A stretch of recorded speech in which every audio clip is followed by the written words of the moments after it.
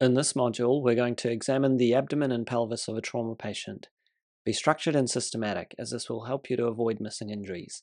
Before starting the examination, ensure that the patient is stable and comfortable. Wash your hands and use PPE as appropriate. We recommend using the look, feel, test system of examination. We recommend dividing your examination into discrete zones.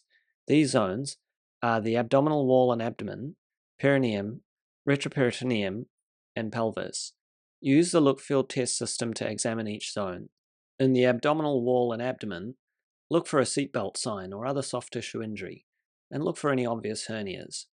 Feel the 4 quadrants for tenderness or guarding. Test for bowel sounds by auscultation. In the perineum, look for perineal bruising, and check the urine for hematuria.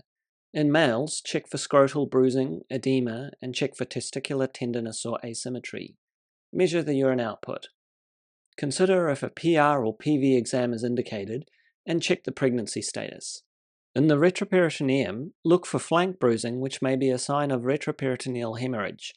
Feel for tenderness and check the femoral pulses. In the pelvis, inspect the pelvic area for bruising or deformity.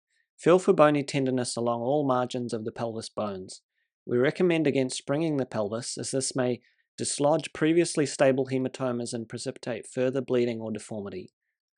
That concludes the abdomen and pelvis examination.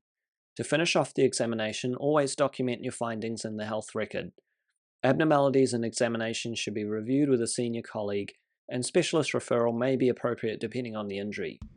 Consider the functional impact of the injuries and update the patient's ACC and insurance paperwork accordingly.